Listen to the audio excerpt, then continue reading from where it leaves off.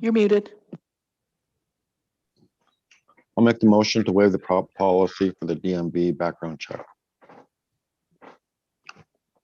Madam Chair, for clarification, I want to be specific to these individuals.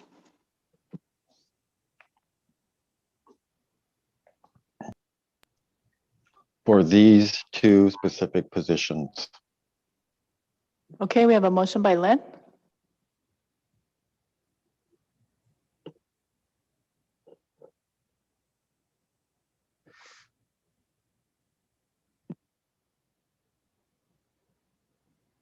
Anita seconds the motion. All those in favor?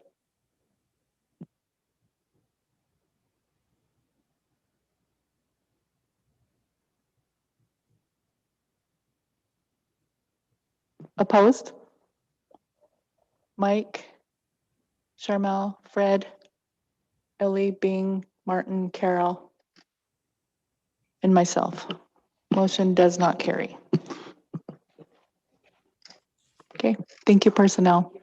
Thank you, Constance. Yes, I wanted to make the statement to the council. We can't hear you, Constance. Can you speak into the microphone? I'm getting back in front here. These positions have been funded in the past under summer youth program. They're not in our funding and our budget. The funds aren't. The only way that we're able to utilize funds for the chore workers is extra funding that we got from the Bureau of Indian Affairs through COVID. And we basically do not have the funding in our budget. So I can't plan to put these people to work in the spring because I have to find out whether I'm going to have funding or not. And I found out that yes, we did have some funding. So we went ahead and went through the emergency hire and picked up some people and interviewed them. And then we done the 29-day because we were advised that we couldn't do a contract because they needed a background check.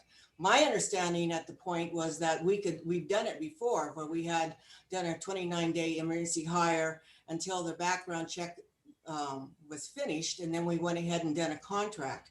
I was advised by staff last week that that's not a go anymore under the 69D, or else it was a difference in practice. So if I can get the funding in my budget, I surely can plan to have these positions hired and going at a earlier point in the spring. Thank you. Thank you, Constance. Okay, bye. Okay, we are 30 minutes behind our schedule. Let's do Office of Financial Management and then we'll take a 5-minute break. Go ahead, Ruth. Good morning. In your packet, now I have to ask first, do I just share my screen or do you have something already? Trying to adjust to this new. Go ahead, you can share your screen. Okay, very good. Okay, I'll just pull up the resolution. Wait a minute.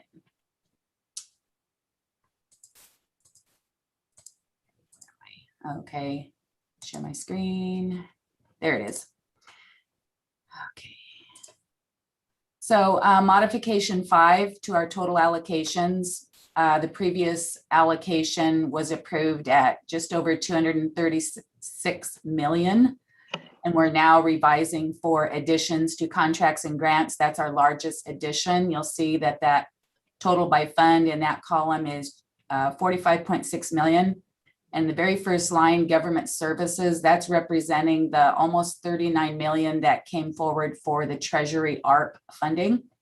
In the next line, health and human services, that is increases to various programs, grant funded and contract funded programs.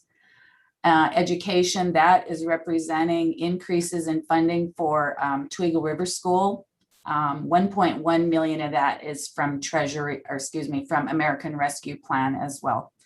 In that all other funds, the total increase of 829,000, that is largely making increases to the general fund for the construction projects that you just recently approved in the Budget Committee. And we were able to do all of those general fund allocations without an increase. We were able to reduce other areas of the budget that were not projected to be spent. And then the actual addition represents the funding that we've added to the BIA compact. So funding for water compact activities, funding for forest development, and funding for the Division of Fire Type 2 crew. So now resulting total allocations of 283.3 million.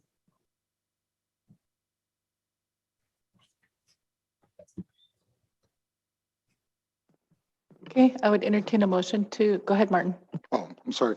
I'd make the motion to approve the modification 5 to the 2021 budget. Okay, motion by Martin, second by Ellie. All those in favor?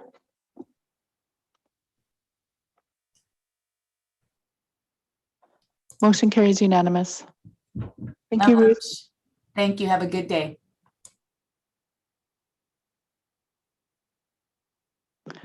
Okay, we're going to take 5. We'll be back in 5 minutes.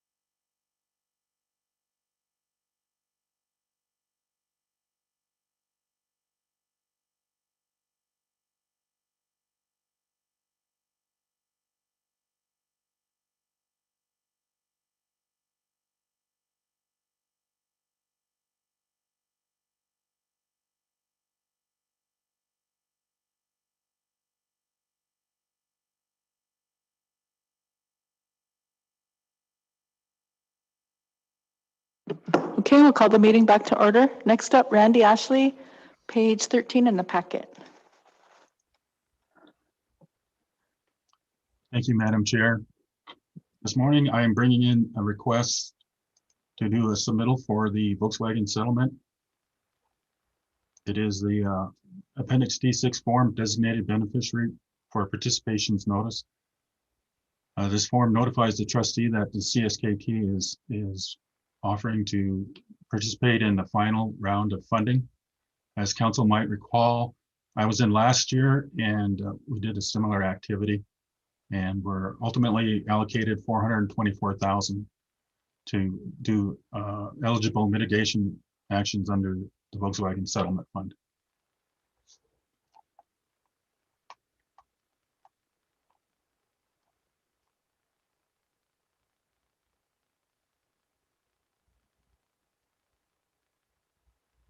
Questions from council? Go ahead, Fred.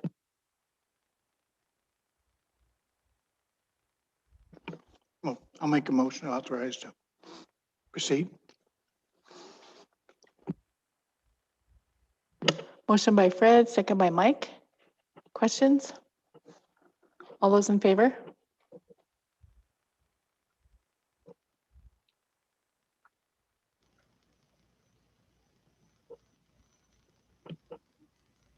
Opposed? Abstain? I'm sorry, Lynn, I didn't see your vote.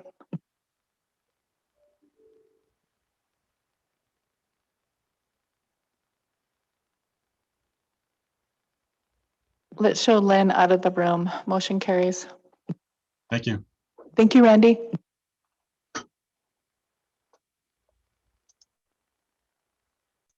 Okay, next up we have Scott Johnson with the Lake County Bridge update. That's on page 17 in the packet. Good morning, Madam Chair, members of the council. I had something come up recently that needed your attention. It's over Memorial Day weekend.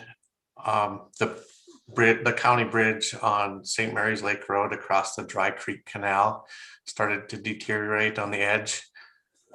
Outside stringer failed, and the county promptly put up cones and signs leading traffic to the middle of the bridge. I've been getting local residents calling me and regarding the replacement schedule, and they're very concerned about the access across the bridge up St. Mary's Lake Road. Thank you for putting that up, the pictures. So that's the outside stringer there that's broken. There's excess gravel on this county road bridge. But the bridge is owned and maintained by the Lake County.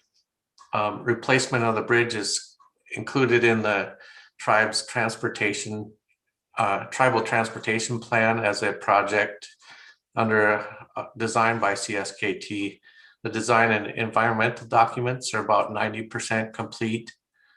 Right-of-way easements and final design and environmental, and then we have to go through approval, advertisement, and award. That's what's left to do on that. But it was originally planned for 2021 reconstruction, and it's been delayed due to lengthy environmental and right-of-way issues. Irrigations flows through this canal are at a pretty high capacity right now, making them work more difficult and sensitive. But due to recent developments, I've been in contact with Lake County and our federal highways, which administers the funds to us regarding these types of projects. I was going to present a few options that need to be considered and discussed regarding this Lake County bridge. The goal is to address the emergency need to maintain safe and efficient access for residents, recreation. There's a lot of recreation up there, and emergency vehicles need to get across that. The detour is pretty far around. there's also dam safety and FIP access that needs to be considered across that canal. But some of the options are to possibly close the road for a day or so and remove the gravel overburden and deck planks and inspect it, and then add stringers or replace the deck. This would be a quick fix, and it'd be considered county maintenance, and it wouldn't be eligible for the tribal transportation program funds. So that would be on the county to do their maintenance on that. Another option would be to install a temporary bridge alongside or over the existing, and that would be kind of the same thing. They'd have to, if they did it over top, they would remove some gravel, inspect the bridge, and possibly install new stringers and put the bridge, a temporary bridge they might have on hand over top of it, or if they could find a good location, they could put it next to it. This would be a quick fix, but it could be considered county maintenance and also not eligible for tribal transportation funds through the Federal Highway Department. But another option is we have most of the environmental and design done, and we could install a temporary bridge in the locations that we had in our preliminary plans. This would require temporary easement by just to the south on it's a Glory Bee Ranch. We'd have to move some fence, haul in some material, and then build up the detour approaches, but it would remain in place until the planned replacement of this bridge would be done.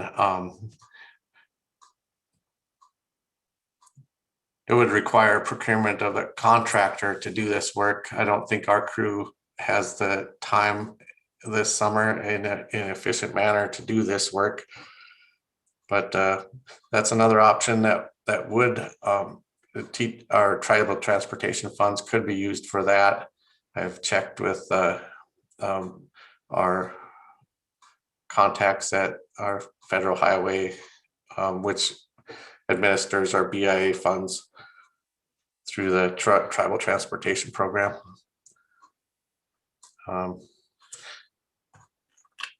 Yeah, I guess a couple of things to consider is that the road and bridge is county owned and maintained. Any temporary fix that doesn't align with the requirements of the bridge replacement project that we have would be considered county's responsibility, I believe. Any help that might be offered by CSKT wouldn't be authorized to come out of tribal transportation program funds. TTP funds may be used if the temporary bridge detour is put in that conforms with all our environmental requirements that are already in place and underway.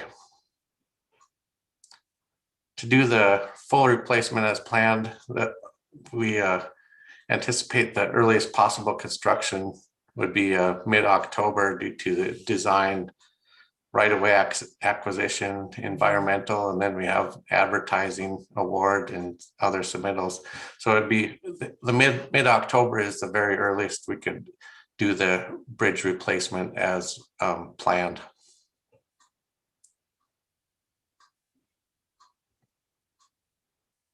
Anita has a question. Thank you, Scott. Yeah, I got calls on this over the weekend, and of course, I'd already seen the pictures of how bad it had gotten. You know, to me, it's a safety issue. I just don't know if we can go till the end of October to fix it. So I would hope that the program, like you said, has some options here that we can get the darn thing taken care of before something drastic happens, because that road is fairly busy and it's just gonna get busier. I don't know how they're getting across there with their trailers and their other camping stuff, so I would like to see us move on this as quickly as possible.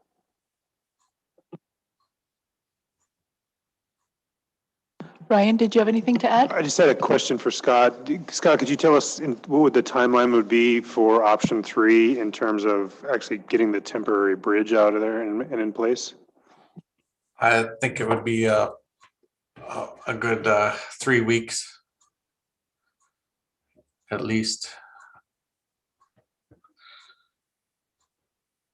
For option 3, where we build a detour and get a contractor to do that for us, it would be a good 3 weeks. It'd probably be more like 5 weeks. So Scott, what is your conversation with the county?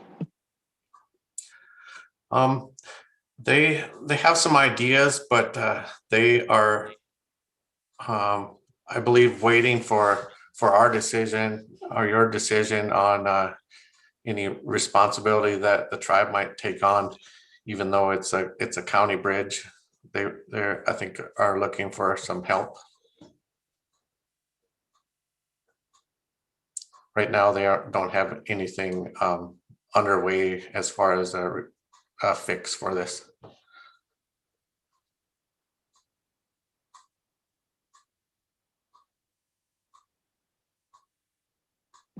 Fred? Scott, I'm just wondering that's a pretty short span there. I was just wondering what the load capacity would be for a flat rail car to lay in there temporarily while they, Yeah. fix the bridge. It seems like that it's a short enough span that would be a pretty logical temporary fix anyway. Yeah, I think the county might have one of those available. I had contacted one of the design engineer that was working on this bridge design for us, and he said that he thought a 45-foot long temporary bridge would be work well. It could be. It all depends on the height of it, I guess. But 45 feet long is what he came up with.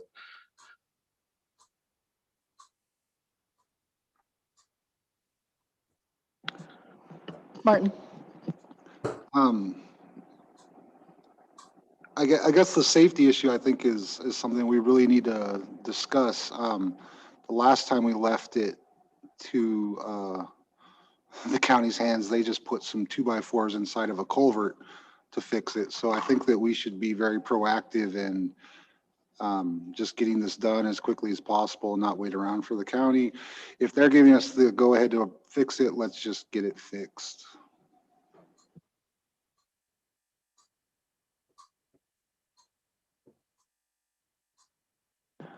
Well, in light of the council email that we got yesterday from the commissioners, I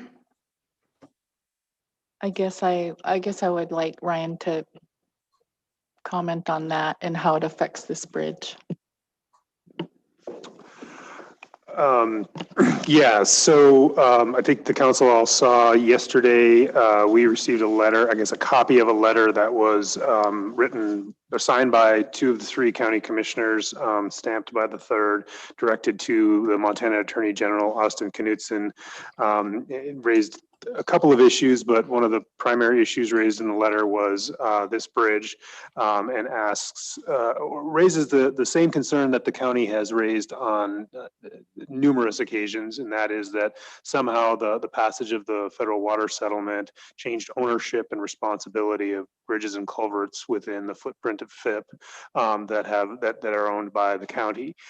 We've had several conversations with the county, and I'm aware that our Senate delegation, Senators Tester and Daines and their staff have also had conversations on this topic, as well as the governor when he was in Congress, and have all in each of those instances, we've made it very clear that, there's no language whatsoever in the Water Rights Protection Act that would in any way change the jurisdiction or responsibility or ownership of any infrastructure, any transportation infrastructure on the reservation or in Lake County, except for those specific transfers that are authorized for the Bison Range and for the state school sections. Neither of those are applicable here.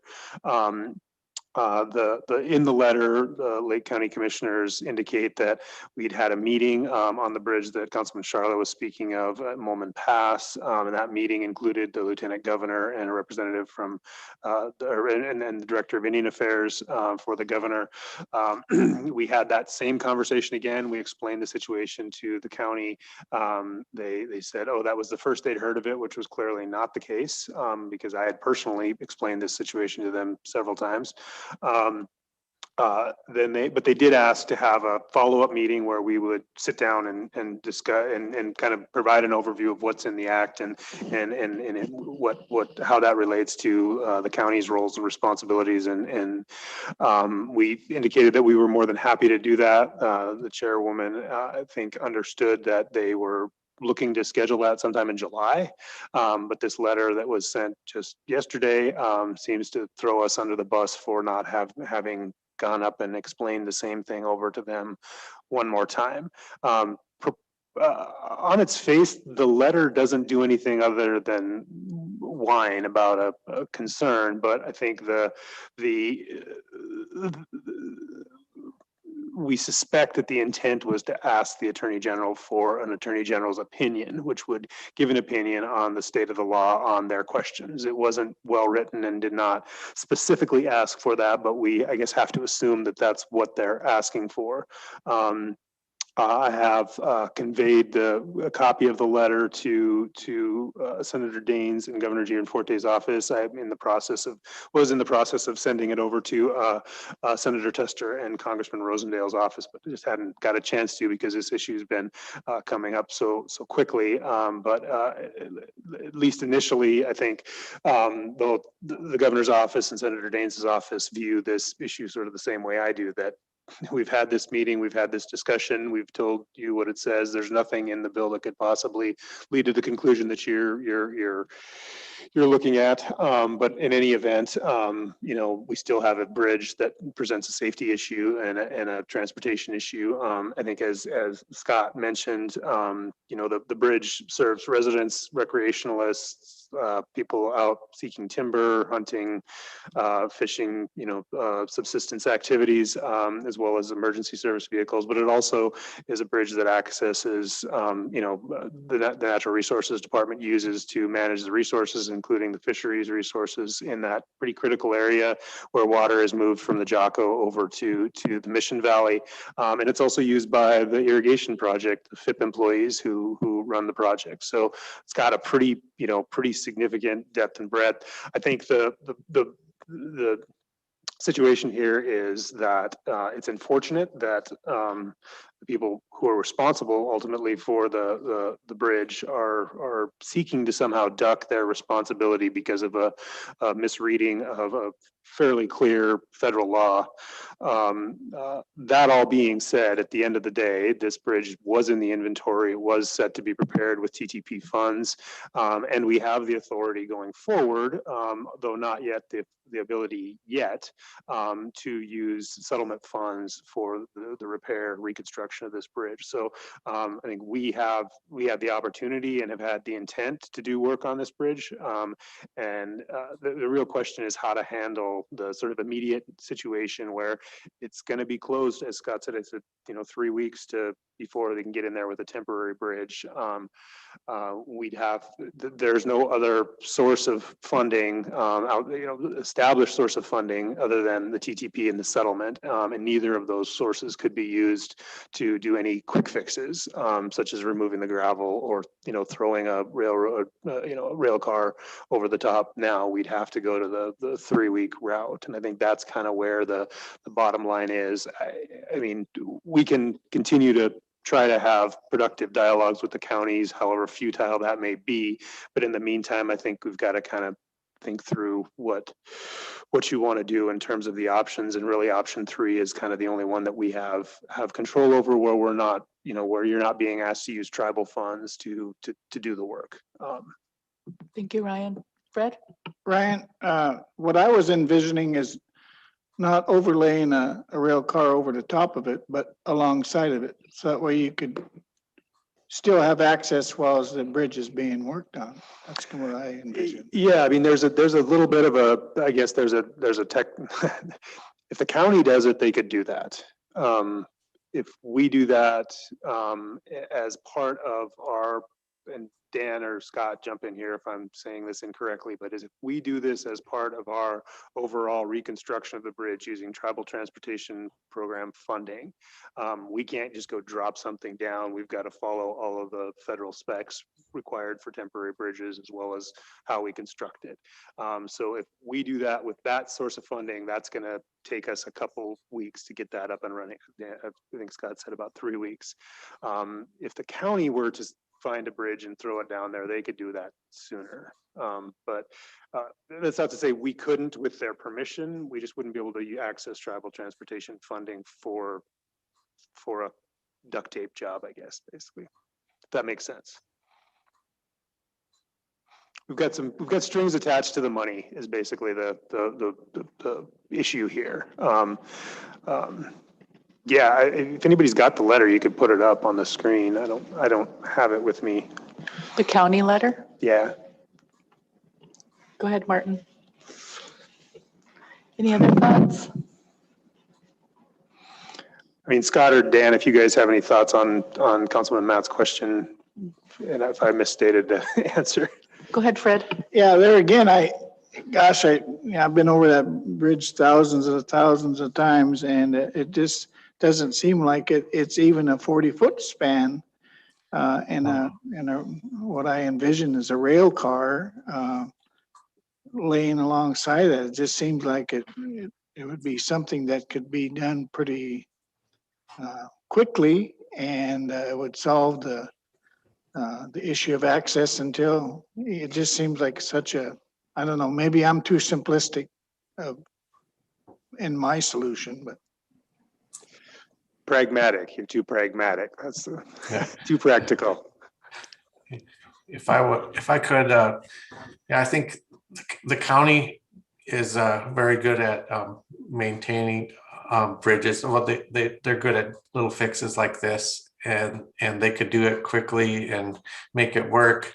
If we were to do it, we'd be taking on some responsibility, and we'd want to do things maybe not exactly like the county would do.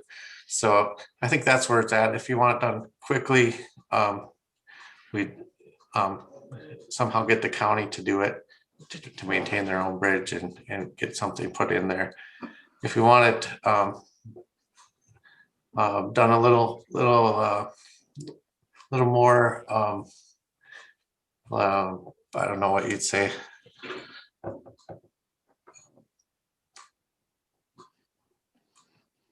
Conservative, I guess, then we would do it. Martin? Thank you, Madam Chair. So I guess my experience with this is the culvert at Molman Pass. We literally had the Lieutenant Governor begging them to shut down Molman Pass for safety because school buses and things like that go over it. I don't know if you guys have been out there, but the culvert's still there. They just got some wood framing inside the culvert now. So yeah, the county's very good at little fixes like this.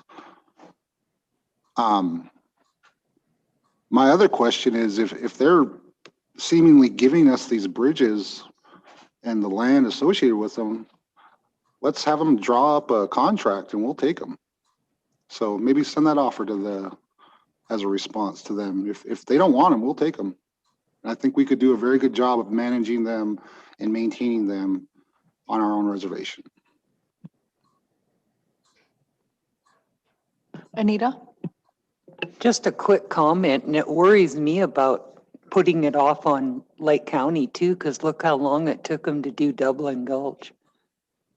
And that was them coming up with the funds to finding the funds to do it. And it was over a year that that road was shut down. So I don't know how fast of a job that they would want to do, and especially being they don't want to do it anyway.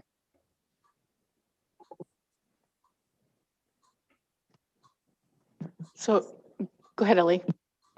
So I guess I would like more clarification then with where Lake County sits with it. It would be our hope to be able to go to them and say, this needs a quick fix, can you take care of it? But if they can't do it quickly, then the safety issue remains, and that's not going to be a valid consideration. So I think a more in-depth conversation with them that we have intentions to fix it, to replace it and make it a better bridge. But if they could take care of the temporary fix, how soon can they do that? Martin and then Ryan. Do we have any authority just to shut the road down? Maybe that would get their attention and maybe they would actually do something with it.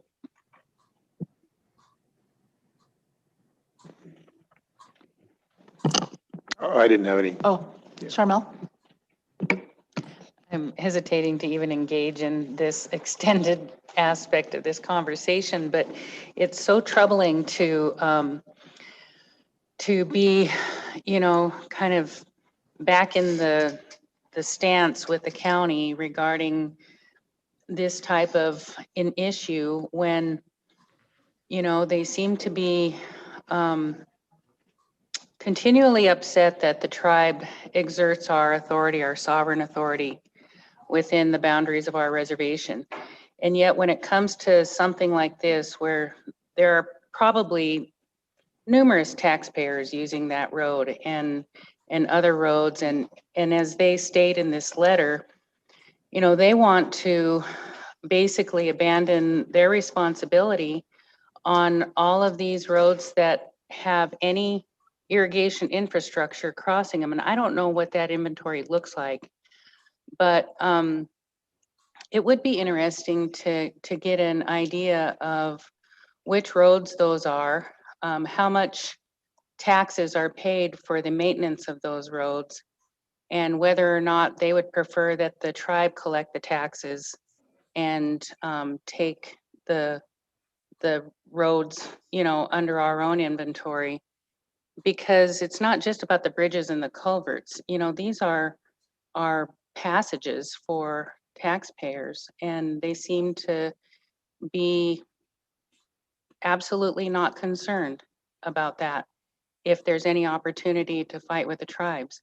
So when that letter was up, I hope people looked at the signatures on that letter, and that the taxpayers would remember that, because it's their safety and their welfare and their economic opportunities and their families that are being endangered by those who are signing this letter. And I think we can take the responsibility and we can do it because that's how we manage. And we don't get the credit for that, ever, by the people signing this letter and their trusted legal advisor. And those who put up the billboards to say that there's nothing but tyranny about us. I just really have no patience for that anymore, but thank you.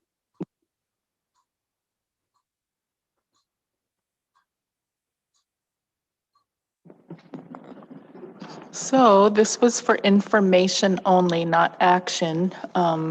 However, does council wish to direct Scott to follow up with the county and bring us back more information?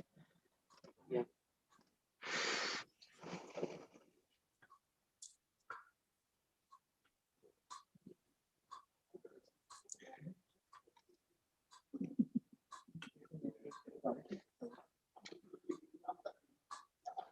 Okay, Scott, can you follow up with that for us? Yes. All right, thank you for bringing this to our attention. And again, the council is concerned for the public safety. There's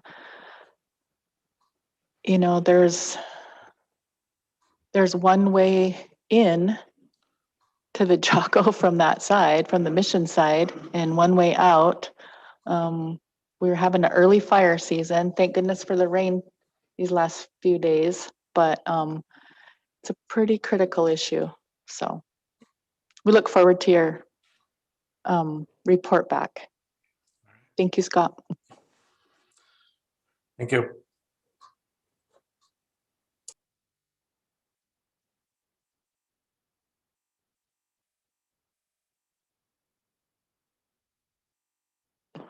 Okay, next up, we have a land discussion with Rich, Tom, Lester, and Dan, starting on page 20 in the packet.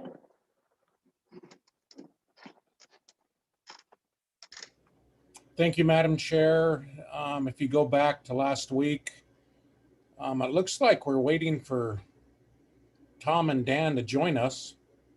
They're here in the complex.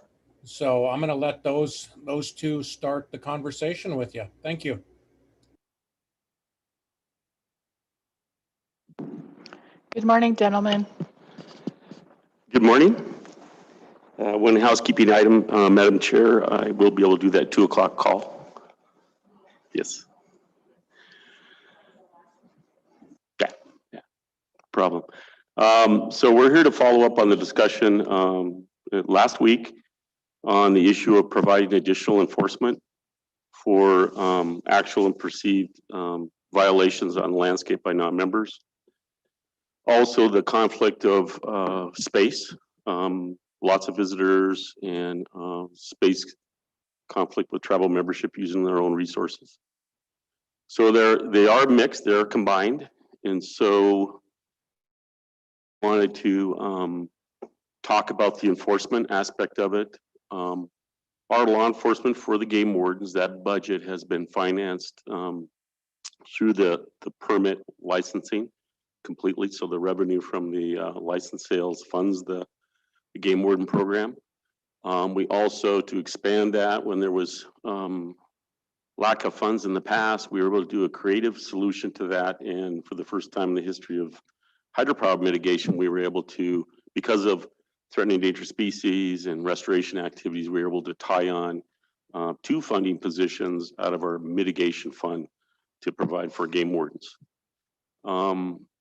The other thing that we did recently was with the, again, law enforcement related lack of compliance, and this is of course statewide, not just something that the tribes are concerned about, but the lack of compliance for boaters not stopping at check stations. We also added on for funding personnel and law enforcement a fee for attached to fishing licenses to fund for AIS support activity. That amounts to about the equivalent of 1 salary of a game warden.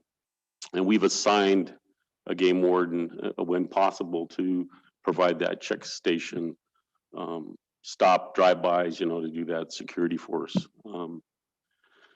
So that's the current funding for the wardens. That's always been that way. We haven't been able to use that money for any other purpose, like enhancing recreation sites, paying for staff to do maintenance. We used to do that a long time ago out of a general tribal fund. That also got cut many years ago.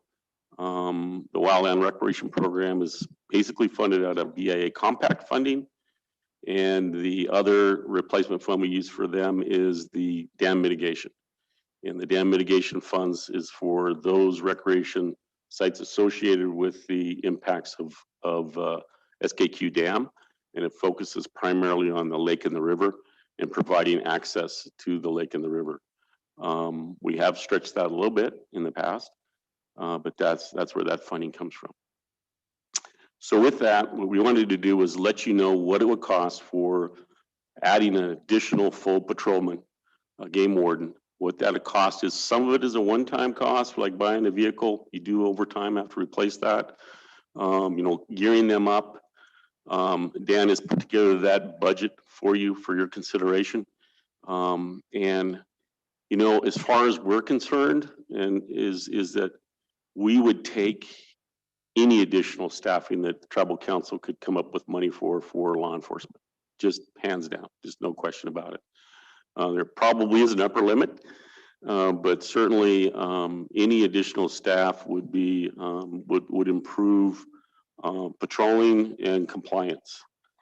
To say that we're you know, we have an overrun of people that aren't on compliance is not, you know, not true, and that gets to this issue of just so many people moving here.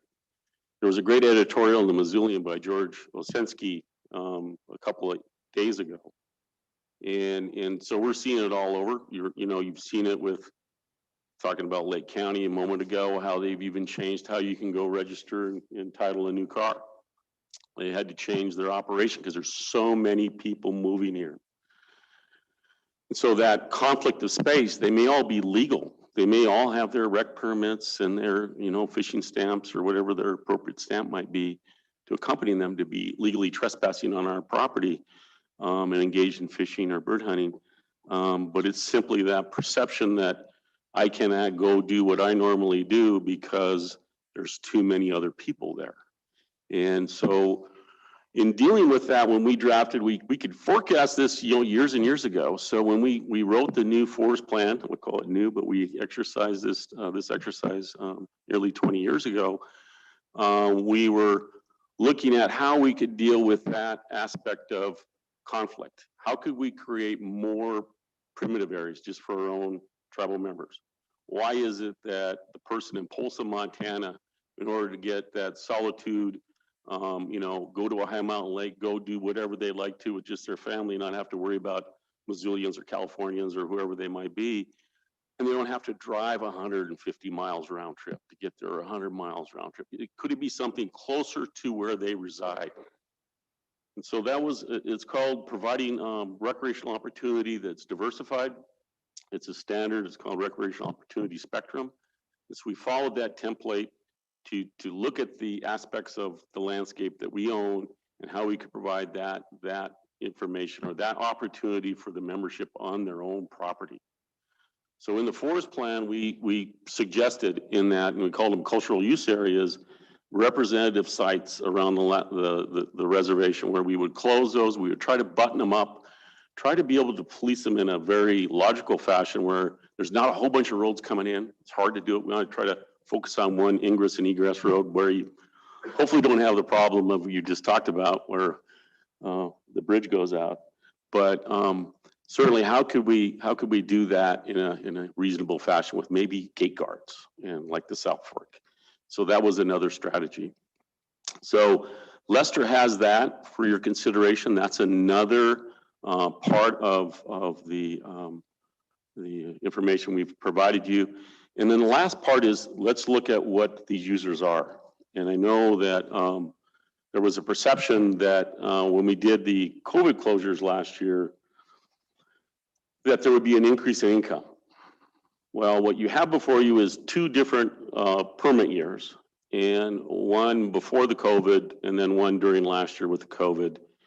And what we saw was, of course, a significant decrease in all the out-of-state traffic, and so we lost income overall. We gained income, but not enough to meet the same level we had the previous year in a normal year from local residents. And the local residents is a combination of three things. It's a combination of people that were local, and because of the COVID gate guards, they finally became legal. They had never purchased one before. The other one was those out-of-staters that own property here already. They already had residents, and all they did was immediately shift their residency and became locals. And there's all kinds of cases of that. The last one was they were locals that really didn't recreate here. All their recreation was elsewhere, but that was all closed. And so they really had to look at recreating locally for the first time, or more significantly than they had in the past. So we ended up with a couple thousand more local residents that purchased licenses during the COVID once we were fully functioning, and that was the only place they could go. So that was a significant change. But you can see the visitation on these tables. You can see where they come from. You can see the economic, well, the revenue that help funds the law enforcement, et cetera. So that's another item for your background.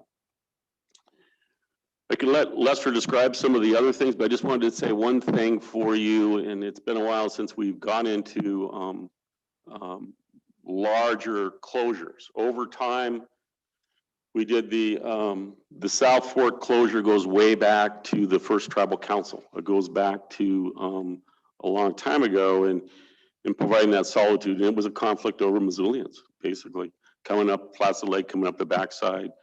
The South Fork of Jocko was after the CCC roads were built into it, it became multiple use forest like any other landscape, but you always had this overlay, the only place that tribal members could go. Through time that changed through the 60s and the 70s, where it became through council direction a true primitive area. And also the membership was concerned about that restriction on non-members for family members, et cetera. And there was a referendum vote done in 1979.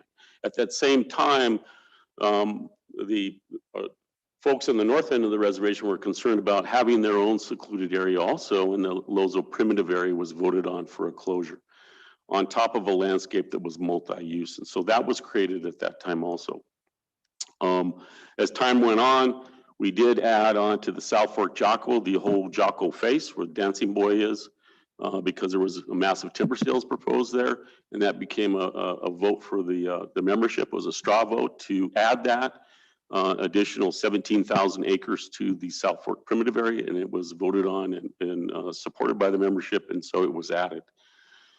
We also then went through time and created smaller pocket tribal member only use areas for access. That would be like the Elmo Tribal Park by Lawrence Kimmel's house, Wolf Point Tribal Park on Flathead Lake, and then I can't remember if there's any other ones, Lester, but then we also went and restricted certain access on certain places. So as we acquired mitigation properties, in particular the SKQ dam mitigation property down on the river, it's called the Weed Ranch acquisition. We were concerned about off-roading down there and the impacts to that vegetation and the requirement that we have to restore that based on the strings attached to that property.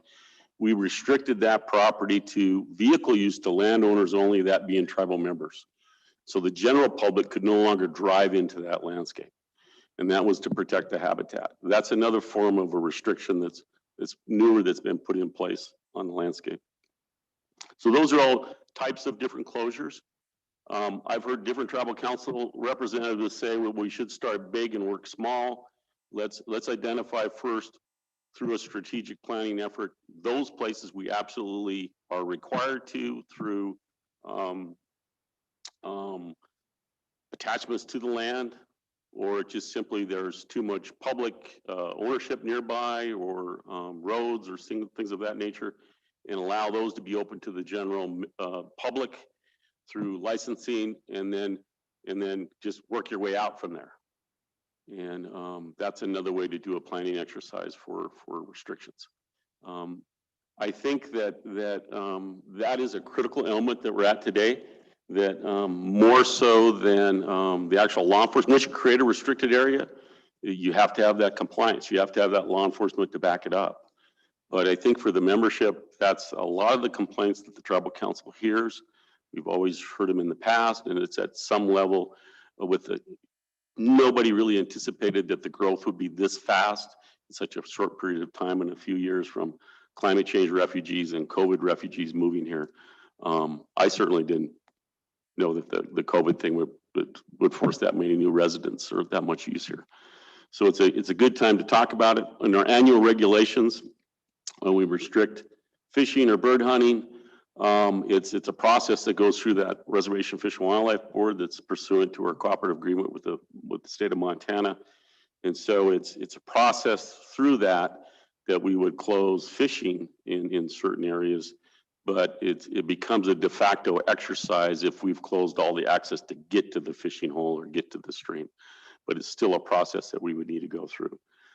So what we'd like to do is just kind of review quickly the budget Dan put together for your consideration, Lester's closed areas, And I would say that we did add, in relationship to enforcement, we did add the request for a mobile motorhome, let's just say a Sprinter type van that would be self-contained, that we'd have the toilet, the security, the shelter, that we could move around and put in temporary closure stations. I think that's a good way to go. And so we don't have to buy another pickup truck or a trailer or worry about porta potty sanitation. And so we added that to our budget request for next year already to increase that enforcement on a random check nature. So I'll turn it over to Dan to talk about the budget.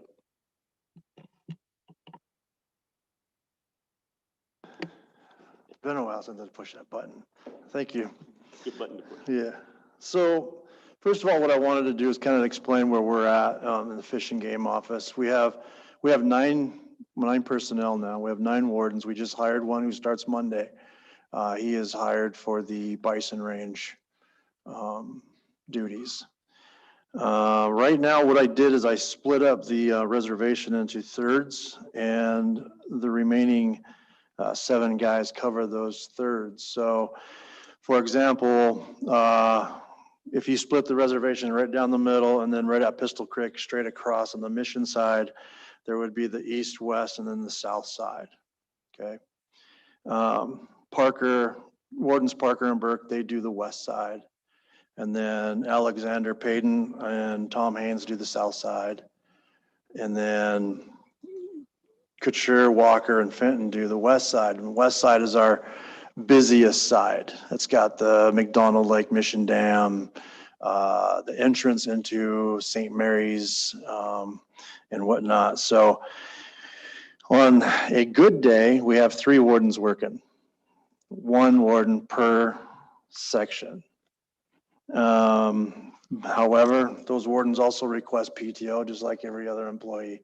And when that happens, we have 2 wardens working and they have to cover that reservation in half. So then we talk about this time of year, we have been super busy with bear calls. So our guys ain't getting out and getting on the landscape, if you will, to check compliance. And the bears take a lot of our time this time of year. So that also takes away from patrols in these busy areas. And then we also have an AIS duty. So today I have a guy on PTO.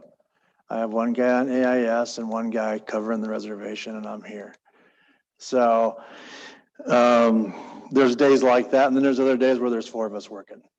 A lot of times I'm in the office, so as you guys know.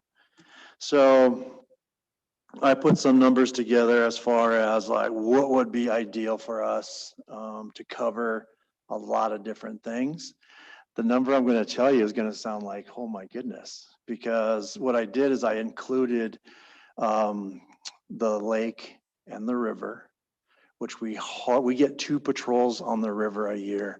We get 2 on the lake for special events like the perch run and things like that. So fishing derbies and what have you. So we get guys out there on those days, but just everyday patrol hardly ever happens. We have to do our patrols along the river on the roads. We can't, it's hard to stop people who are floating by. So initially I came up minus out, let's say, lake and river. To have a good coverage, we'd need 6 guys additionally, and that would put 2 guys per third every day. Or lady. Or lady. We did have 2 apply last time, which is good. But it would put 2 people on duty per shift in those thirds. So those areas would be covered, plus the AIS duty, and then the opposite side of the schedule for the bison range guy. And then I would say 10 if you wanted to add daily patrols on the river and the lake. Typically I have any guys that do in the river stuff do all water.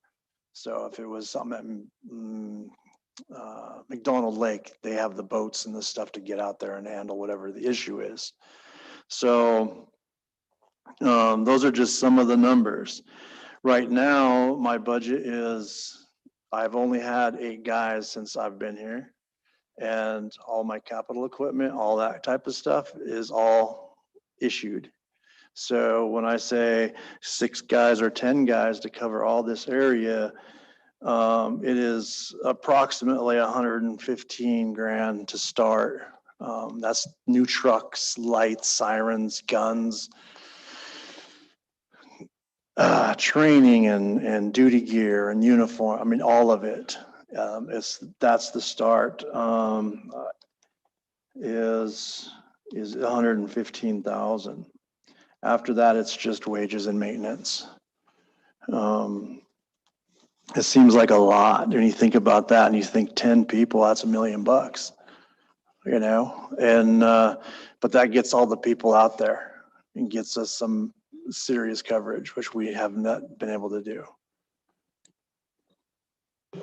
Charmel and then Fred. Thank you, Madam Chair. So after the initial capital and training and all that, what is the maintenance or the operation cost per officer? So what eats my budget the most is maintenance on vehicles, bumping around in the woods in their vehicles. A lot of maintenance. I don't have an exact number because that varies. It just varies. So I don't have a good number for that. The other would be wages and, you know, just covering the guys as they're working. And I think you have this, did they have this table? They should. So it's in the table, and as far as wages go, we don't pay overtime. We do a lot of creative We don't scheduling. have it in our packet, Dan. You don't? Mm-mm. You didn't? Sorry.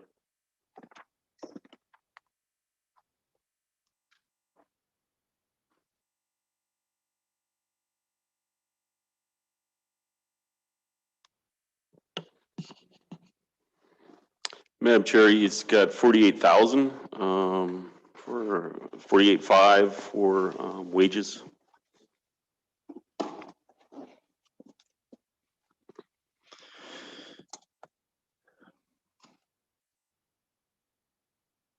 I think she's getting it to you. I have a question.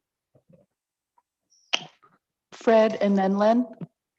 Yeah, I guess, you know, in all of this, what's really encouraging to me, and it started with the other day with Shelley bringing up the issue that she experienced. And for years, I've sat up here and, you know, the council would listen to some of the problems and things we experience out there in the South Fork and the recreation sites, and most of the council didn't go camping. They didn't visit the South Fork, you know, and they weren't in these areas of that we talked about. So it was really encouraging to hear Shelley talk about her experience.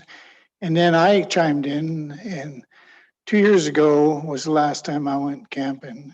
We used to go every year, 4th of July at Twin Lakes.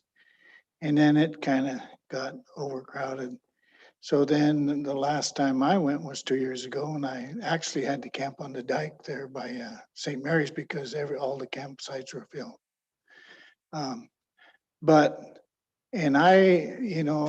She explained some of the things that she experienced, but the last time I went camping, I didn't recognize anyone, any people, you know. And I lived here all my life, obviously, but and I usually know the people. Oh, Mike McKeldery was there with his family at St. Mary's. But anyway, I left there thinking, you know, I don't know if I'm going to go back again because these recreation is and I'm obviously supportive. I've worked for the program and know that money is well used, that we get this revenue from. But those people, they buy a permit and they just become the rudest people that you'll run into. And your staff, I think, Dan, one of the wardens came up, it was a bear issue that he was chasing around there at Twin Lakes. But they buy that permit and they think that buys them the opportunity to be rude, to, disrespectful. But, maybe it is time. Maybe it is time to include tribal member use only to those areas. You could look on that map and that could be done very easily, because the cattle guard there above the Glory Bee Ranch would be a site that you would make the gate. So it could be easily done. But, I don't know how other tribal members feel. I know for years, Bing knows this because we hunt and camp at South Fork every year. But then, when these issues were brought up, there was only a very few council that, that actually got out there and used the resource. And so I'm just encouraged that we're having this discussion, and hopefully something will come out of it, because, I think you're speaking to the choir. We know you're tapped out as far as having wardens be able to cover all those areas, but maybe it's time to bite the bullet too, so to Okay, speak. Lynn, and then Anita. Thank you. Yeah, that's a good point, Fred, because I can recall at one time when we were able to go out to Twin Lakes, and we knew every tribal family at every campground. And it's not like that anymore. Most of these campgrounds are taken over by out-of-state folks, and that was the complaint that I've been receiving from the membership. But anyway, on another note, so Tom, on the revenue from the current fee schedule now is what covers the 8 game wardens we have on staff now. Madam Chair, yeah, Len, that's correct. And along with SKQ dam mitigation funding. Okay, because I'm looking at, one of the potential solutions for trying to capture more funds to get more game wardens on is we need to look at increasing our fee schedule. Somebody mentioned yesterday, I forget who it was, regarding, and they were doing a comparison of national park daily fees. For example, the daily fee at Glacier National Park is $25 a carload. Well, we're charging $20 a year. And, when you really think about that, and the amount of permits that are being sold, and the abuse that is being done on our land, we really seriously need to look at increasing those fees, especially to the out-of-state component, knowing that these people are just going to come here, do what they're going to do, with no respect, and leave. But I think that's something that we really seriously needed to just take a look at, is just doing an increased fee schedule. And not only that, just concluding this, we have an opportunity now to address the concerns of the membership. And I think we need to look at all of our resources and figure out how to get this done, and just move forward, starting out with the additional 6 and then eventually moving up to 10 game wardens. But anyway, hey, you guys, I thank you for that information that you provided. So that's all I have. Thank you, Lynn. Anita? Thank you, Lynn.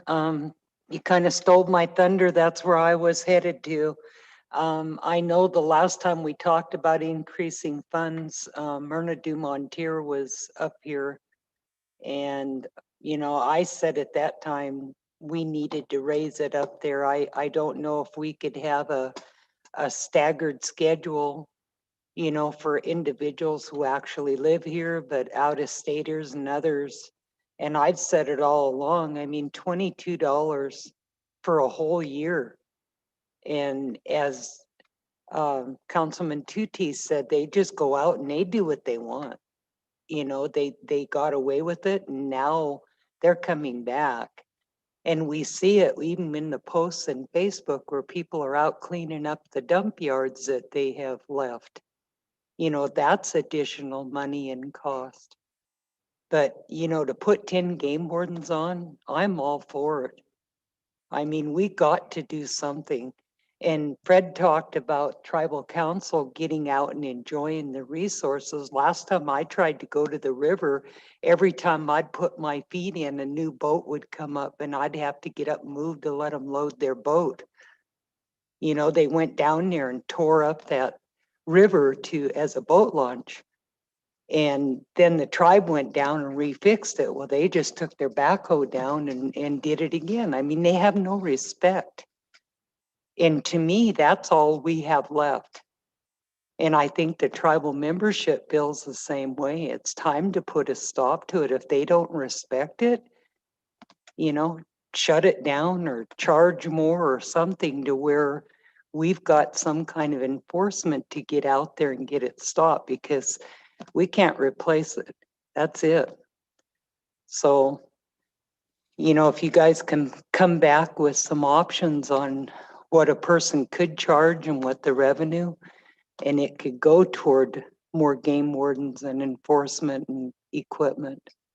I'd hate to see what's at the bottom of that river, because they just float and throw. I mean, and it's coming.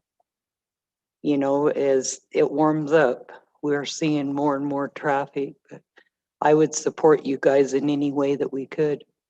Thank you. So I just wanted to add that it's not all visitors that are trashing our woods. Some of it's tribal members. I see oil cans out there from woodcutters. I see those piles of garbage, you know, like somebody's diapers, or they just like cleaned out their car, and it's disgusting. Every time we go camping, we clean out the fire pit so we can actually cook in it, you know, because there's burnt tents, burnt plastic, aluminum cans, you name it. It's gross. So every time we do that, the other thing we always do is clean out the bathroom if there's one. We always bring Purex and all that stuff and just clean out those bathrooms. So I think it's not just those out-of-staters that are trashing our woods. And I think one of the reasons is because, you know, a lot of our people are disconnected from those experiences. Maybe they didn't grow up, you know, being in the woods or camping. And so, you know, they're the ones that are throwing out the garbage. And, you know, I've actually seen people coming out with a truckload of wood and then seen their fresh garbage, you know, at the place where they cut. And that really angers me, and it makes me sad at the same time. But I'm all for, you know, upgrading our bathrooms, in adding however many officers we need. I would actually go for the top end of it, you know.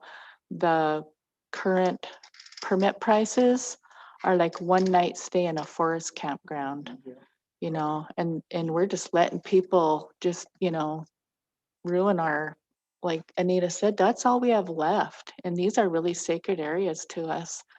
The other thing is we have a lot of people that are doing off-road ATV use. I haven't been up to Eva Paul, but in 2 weeks, but it was reported to us that there's a lot of ATV use up there. And about a month ago, I was, I think it was the Spokane area. They actually have this dirt track where people go there to zoom around on their ATVs. You know, that won't stop everything, but at least it'll give those people that, you know, want to do that a place.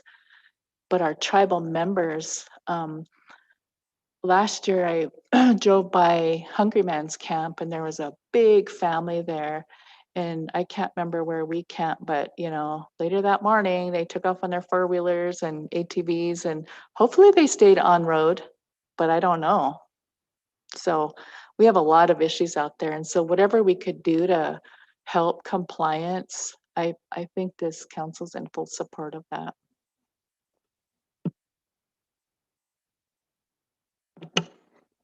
Go ahead, Tom. Yeah, Madam Chair. So whether we create more closures or it's existing illegal activity, additional law enforcement is needed. There's just no doubt about that. But I think the issue, you see it, you know, it's like me trying to go Golden Sun Highway a couple years ago and can't even stop to use the restroom. And so you see what's going on. There's people now today that live in Western Montana that'll never be able to go to Glacier Park during the prime season again, unless they're able to be able to get that ticket to gain entry. You're seeing a reflex from that today of dispersed recreation going elsewhere. The park could easily forecast that for us. So when we're talking about, you look at the table and how much revenue we get from camping, and you talk about if that's a main conflict, that our membership can go out and enjoy camping overnight and find a place other than competing with their own members, other members, then that's probably something we should remove, because no matter what we jack up the price, there's nowhere else for these people to go. They're going to be willing to pay that price. And you may still have the conflict or perceived conflict of not being able to access that limited campground. So on some of these items, it may be that other than non-members that may be part of that immediate family of the tribal member, that we would just simply not allow overnight camping by non-members and simply remove the camping stamp other than use it as a tool for immediate family members of a tribal member. So I can see that if you look at what's going on with campgrounds all across the state, you'd be lucky to get a reservation anywhere right now. So it's exceeded the carrying capacity of the entire state. It's representative here in a more micro scale, but I would sincerely think about that as an action, as a potential action, so that if Fred and I go up to Twin Lakes, we can get a place to camp. You know, there's no reason why we need to provide that to Missoulians or new people that move here. The local resident thing is that it's incredible, the number of people that are not, I mean, they're local residents now, but they're new local residents. And so, you know, you do have some sympathy for your neighbor that's been here their whole life or a couple generations, and they're good people. But it's just one of those things that at some point in time, you hit the carrying capacity of your property, and that for your own, you know, your own self-esteem and use, that you need to look at those kind of things. We can come back with recommendations on a fee schedule increase. There are certain lands that we have strings attached that we need to remain, have access to, that will always be there. There's those valley streams that we would probably never close to fishing because of simply the property and reservoirs. So there are certain places that will probably be open for public access in perpetuity, like the Bison Ranch, but there's other lands within the reservation are like that too. But we can come back. I would appreciate, though, if we work time on this, that we would have something solid by the end of September. We need to take things back to our Fish and Wildlife Board. If it's related to fishing or bird hunting, they need to be part of this. But also, it would be great to have representatives from the council. Maybe have a subcommittee that we could spend some time on it with staff. That would be a good thing for us. Just some options for you. Carol? Yeah, the question I have has to do with the Fish and Wildlife Board and the agreement that currently exists. It seems like we would need a legal opinion or something on how we go ahead and move forward, because then we're taking back and limiting, you know, the permits. And so I think it'd be good to hear from John Carter if possible. And I know you have a lot of knowledge about, you know, the Fish and Wildlife Board and what's allowed and what's not, but it is under a stay, right? Under Judge Lovell's, or is it? Yes, Madam Chair, it is. It's still, it could be, you know, an active case at any point in time. It's simply the argument of the case was that we sued the state because they were issuing fishing licenses on water bodies that we allow fishing. And that they shouldn't have any jurisdiction to do that. That's our resource, and we're the ones that should be, if there's any fishing licenses. And so it was a double licensing issue. And so for those water bodies that the general public would have access to, or, you know, on private land, for bird hunting also, then this cooperative board was set up to do the rulemaking on those particular areas where that's allowed. And it's broadly for non-member issuing of any non-member fishing or bird hunting license. That regulation is a joint regulation, so that they didn't relinquish any authority to issue a fishing license or a bird hunting license on a non-member on the reservation. Okay, you just. And we jogged- didn't either. It was a cooperative thing. You just Yeah. jogged my memory. I was on the first board. I Yeah, should know that, right? Yeah. Thank you. Fred?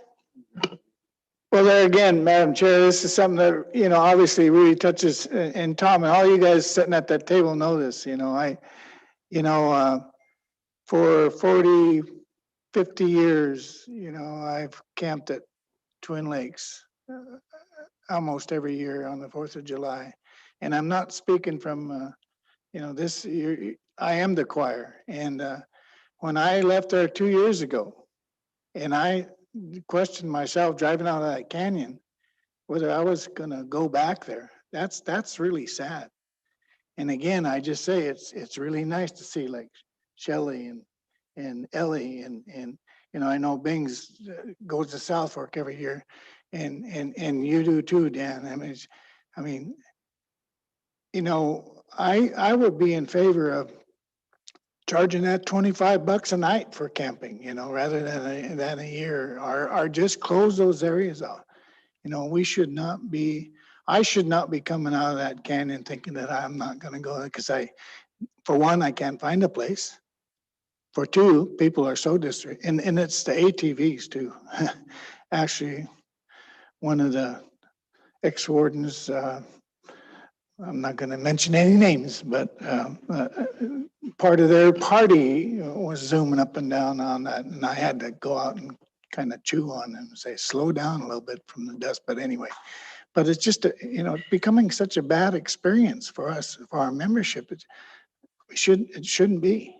So I'll volunteer. If you need some assistance in wrestling with these, you know, I'll be the first one to volunteer, because this is the choir for many reasons. So. Sharmel? Thank you, Madam Chair. So this came because there was an action taken to request that they present a proposal. Is it desirable then to, for an action to move forward with an alternative? Because I'd like to see us request that a budget be put together, funding plan put together for adding the 10 officers, maybe over the next 2 to 3 years or whatever might be feasible. So I'd make that motion if that's what you're looking for. Okay, motion by Sharmel, second by Anita. Questions? Carol? So is there an action plan behind it, or are we just hiring people, bodies? I mean, I know you have a need, and the need's always been there. So what is the action plan? Are we closing down campgrounds for camping, or is it just hiring bodies? Madam Chair, the part of our annual regulations setting process was to come in to you and make some recommendations for recreation regulations and fishing regulations and bird hunting regulations. As far as the fee schedule, we were going to request that the camping fee would go up to $100. And that was one item. So back in the normal years, to not, and I'm saying this because we're not in normal years anymore. It's just what's going on today is very abnormal. And so in the normal year, what we try to do is increase the fee schedule, some item every 2 years. And it worked out very well. And so when you track it, as far as other comparable fee structures, the last survey we did, we were okay. But things have changed so much when you say you can't go into Glacier National Park today without a prearranged ticket. That signifies a very dramatic paradigm shift of outdoor recreation in Montana. That is a gigantic red light for us and you as a major landowner with recreationists on your property. So yes, it's time to deal with more aggressively. And the last thing we want, I mean, that's like Blue Bay Campground. Here we are, we have the largest freshwater lake west of the Mississippi. You can see Flathead Lake from the moon. And we really are managing the entire fishery. We own half of it. And how many places, it's the Hawaiian syndrome. How does a membership enjoy that lake? How can you go camping? And unless you're one of those fortunate ones that have a home site lease around the lake, where do you go? When we inherited Blue Bay Campground, that's what was my goal as a recreation program when I was at Lester's, was to let's make this so when we took it away from a commercial property, let's make this a place that the membership can go camp and try to get them camp there for free and take that burden upon the non-member recreationists that might visit that site. And so let's provide access to our recreation areas, not sit here and say, well, geez, we got Flathead Lake, but we can't even enjoy it. We can't even get to it. So that's really an important aspect of our management. And it's our right as in, as tribal membership, we should have access to the resources and uses and benefits of that landscape. So it's important for us to be able to continue that. And so if it means that we provide more closed areas, then absolutely. It's just a matter of being able to enforce that. And it's conflicted because of our limited jurisdiction, criminal jurisdiction over non-members. And so our relationship to partners, that being Fish, Wildlife, and Parks or local state government, on being able to have cross-deputization with our enforcement to be able to make sure if we do get that bad guy and they are disrespectful not only to our landscape, but our own government and court system, that we have another venue that we can prosecute that person into, that being the state court system, and cite them under state criminal trespass. That relationship is critical on enforcing all of these restrictions, whether it be an off-roading, it be a non-compliance of a permit, or be enforcing a closure. Everything that we're talking about today is very critical. You have to be able to back up that position that you have. Otherwise, you're going to have gate guards, you're going to have gates, and you're going to try to restrict access right at the point of entry. And that's another tool, but that might be even more undoable or costly to do. Okay, I believe we have a motion on the floor. Okay, all those in favor?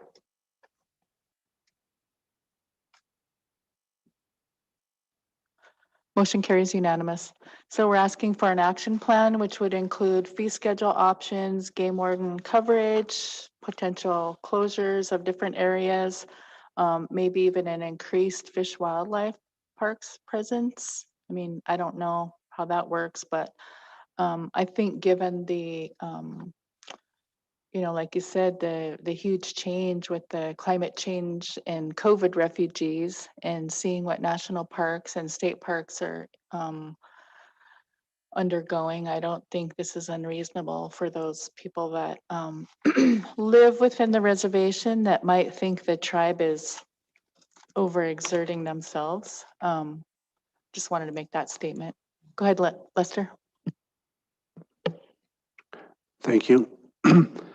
I'd also like to add that respectfully, that not only is funding needed for game warden staff and patrols, but also for maintenance staff too.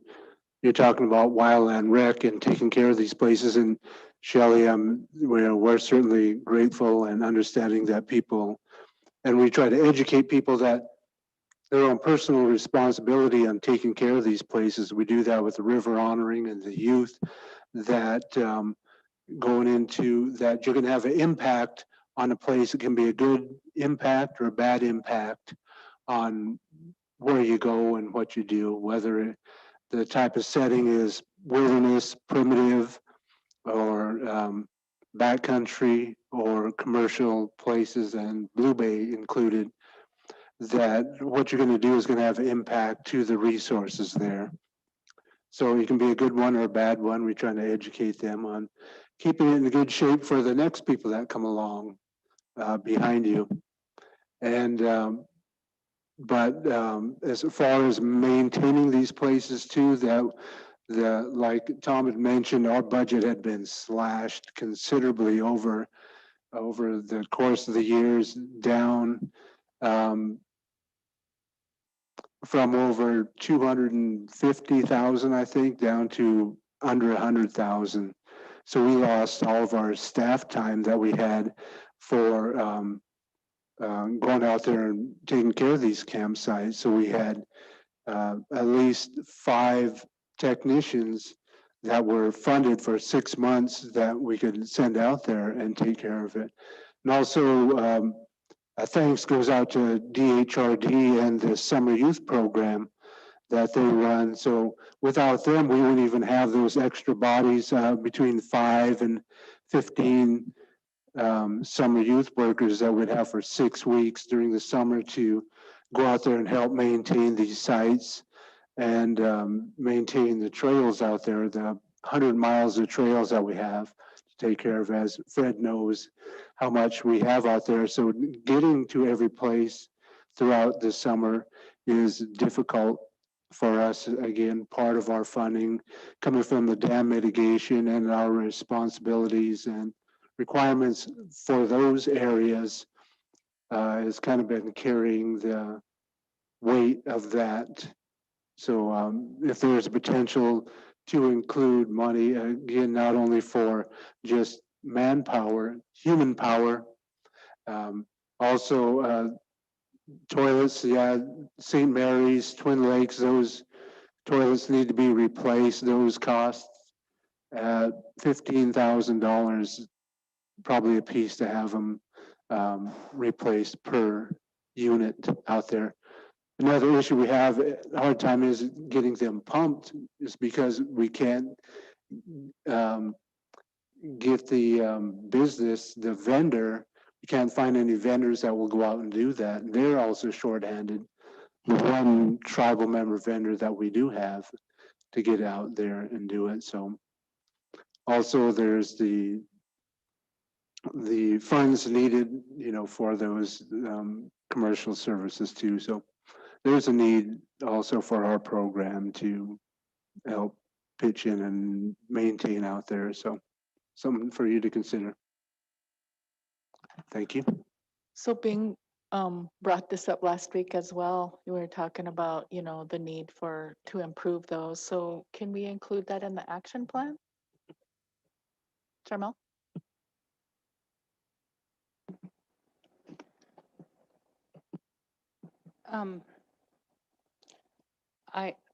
I was going to talk about something else, so if you want to follow through with that.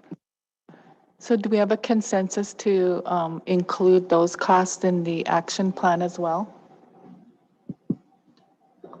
Okay, I'm seeing head nods, so, okay.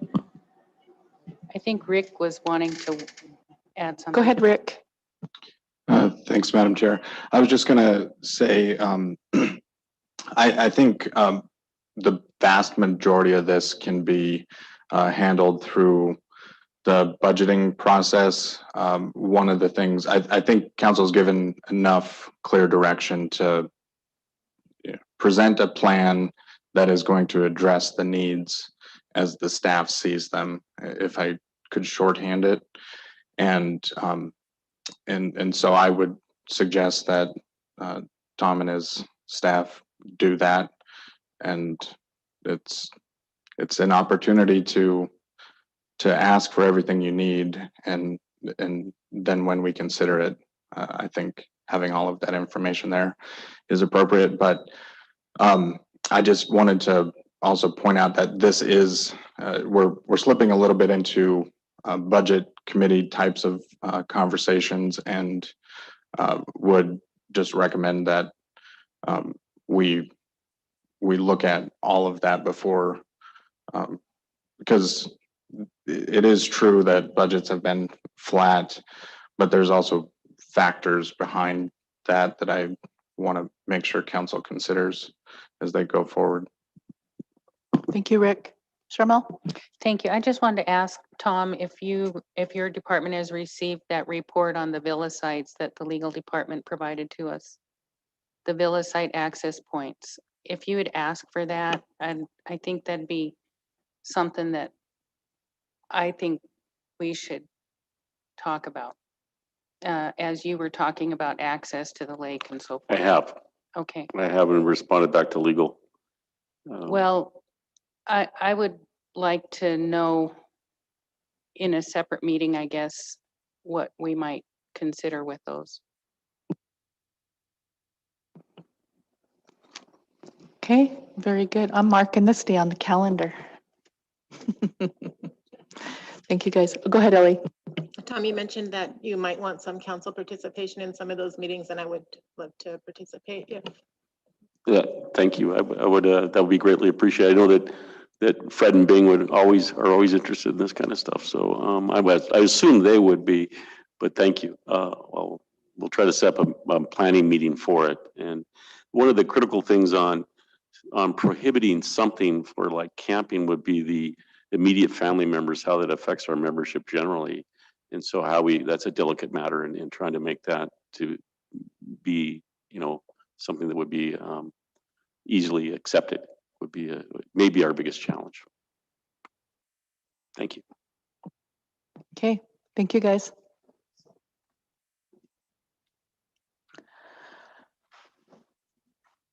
Okay, I believe Rick wanted to have a really brief discussion with council before we break for lunch.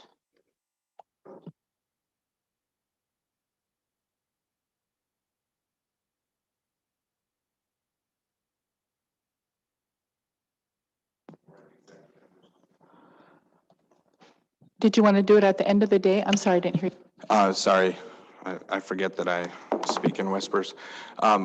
It is personnel related, so it would be after breaking for lunch if council wouldn't mind hanging back for a minute, or in executive, whichever one. It can be later today, since it's already bumping up against noon. I would defer to you, Madam Chair. Okay, so we had a schedule change already. The Bison Range canceled, so we're gonna do council roles in that time slot. So maybe we could do it at that time. That sounds great. I will just circle back. Okay, we will recess for lunch and return at